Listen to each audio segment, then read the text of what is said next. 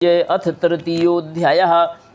सूत जी बोले, हे श्रेष्ठ मुनियों, आगे की कथा कहता हूँ।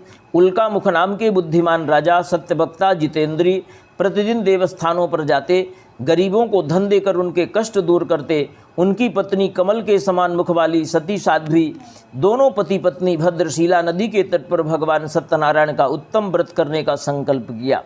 वहाँ साधु नामक वैश्य एक आया, जिसने अपनी नौका को नदी में के किनारे ठहराकर जहाँ पूजन हो रहा था राजा को प्रणाम कर प्रश्न किया है, हे राजन, भक्ति युक्त चित्त से आप किस देवता की पूजा कर रहे हैं? मेरी सुनने की इच्छा है। राजा बोला, हे साधु, अपने बंधु बांधवों के साथ मैं पुत्र की प्राप्ति के लिए भगवान की पूजा कर रहा हूँ।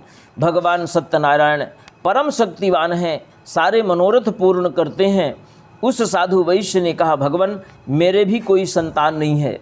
यदि इस पूजन से संतान की प्राप्ति होती है तो मैं भी भगवान की पूजा अवश्य करूँगा।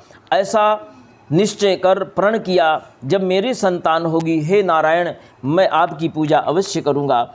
उसने प्रस्थान किया है। घर जाकर अपनी पत्नी लीलावती को व्रत का सारा विधान बतलाया और संकल्प किया। समय आने पर उसकी पत्नी लीलावती गर्भवती हुई और 10वें महीने सुंदर कन्या को जन्म दिया, जिसका नाम आचार्यों ने कलावती रखा।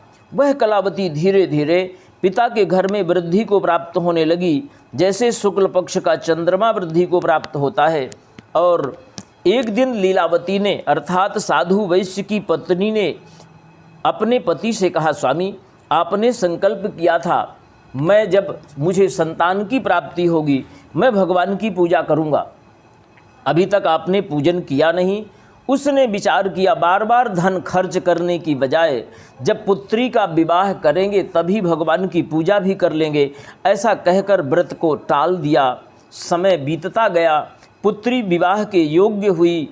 दूतों के माध्यम से कंचनपुर नामक नगर में दूतों को भेजा और सुयोग बणिक पुत्र को बुलाकर बंधु बांधवों के सहित प्रसन्न चित्त होकर अपनी पुत्री कलावती का विवाह कर दिया।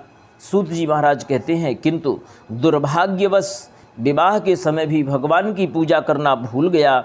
भगवान क्रोधित हुए। भगवान यद्यपि भक्त पर कभी क्रोध करते नहीं, किंतु संकल्प बार बार करता है और पूजन एक बार भी नहीं किया। भगवान ने यही कहा, दारुणम कठिनम चास्य महद दुखम भविष्यति, तुम्हें दारुण दुख की प्राप्ति होगी। और इस प्रकार आज यह साधु वैश्य विवाह संपन्न किया, बेटी की विदा किया और समय आने के पश्चात दोनों ससुर जमाई व्यापार करने के लिए चले गए। और जहाँ व्यापार जिस नगर में कर रहे थे, संयोग से उस राजा के खजाने से चोरों ने धन चुराया। रात्रि में जहाँ यह विश्राम कर रहे थे, ठहरे थे, इन्हीं के पास उन चोरों ने सारा धन छोड़कर वहाँ से विदा हो गए। राजा के सिपाही पीछा करते हुए आए।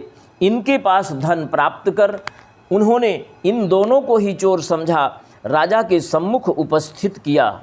राजा इनकी बात बिना कुछ सुने कठिन कारावास में डालने की आज्ञा दिया है।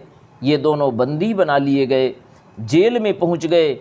इधर घर में माँ बेटी दुखी रहने लगी। दोनों भिक्षा मांगकर जीवन यापन कर रही थी। समय बीतता गया। एक दिन पुत्री कलावती एक ब्राह्मण के घर गई, जहाँ भगवान सत्यनारायण की कथा हो रही थी। बहुत समय बीत गया। रात्रि में कथा संपन्न होने के बाद प्रसाद ग्रहण कर जब यह घर आई, माँ ने पूछा, पुत्री, तुम सयानी हो, रात्रि के समय अकेले तुम्हें इस प्रकार से इतनी देर करके नहीं आना चाहिए। उसने सारा वृत्तांत सुनाया और कहा, माँ, मैं भगवान सत्यनारायण की कथा श्रवण कर रही थी। भगवान की कृपा से, भगवान सत्यनारायण के पूजन से जीवन के सारे कष्ट दूर हो जाते हैं। हम भी भगवान की पूजा क्यों न करें? ऐसा निश्चय किया है और लीलावती ने पूजन की तैयारी करना प्रारंभ किया है। बंधु बांधवों को बुलाकर भगवान सत्यनारायण की पूजा किया, कथा श्रवण किया और प्रार्थना किया। भगवान बड़े दयालु हैं। जब प्रार्थना किया, मेरे पति और दामाद शीघ्र सकुशल घर वापस आ जाएं। हे नारायण, जो भी अपराध हुआ हो उसे आप क्षमा करने के योग्य हैं। भगवान ने उस राजा को सपना दिया जिसके कारागार में दोनों ससुर जमाई बंदी बनाए गए थे। राजा को भगवान ने कहा, जिन दोनों प्राणियों को, दो व्यक्तियों को तुमने बंदी बना के रखा है, प्रातःकाल होते शीघ्र मुक्त कर देना, अन्यथा मैं तेरा राज्य पुत्रादि नष्ट कर दूंगा। राजा घबराया। प्रातःकाल होते ही मंत्रियों को बुलाकर अपना सपना सुनाया और उन दोनों व्यक्तियों को कारागार से मुक्त कर सभा में बुलाया, उनसे क्षमा याचना किया। हे महानुभाव, दुर्भाग्यवश आपको कष्ट प्राप्त हुआ है, अब कोई भय नहीं है। अब आप सकुशल प्रसन्न चित्त होकर अपने नगर को प्रस्थान करें। जितना धन लिया था उसका दुगुना धन दिया है, नूतन वस्त्र समर्पित किया है। दोनों प्रसन्न चित्त हो ससुर जमाई अपने नगर को प्रस्थान किए। श्री स्कंद पुराणे रेवाखंडे सत्यनारायण व्रत कथायां तृतीयो अध्यायः। श्री सत्यनारायण भगवान की जय। श्री विष्णु भगवान की जय।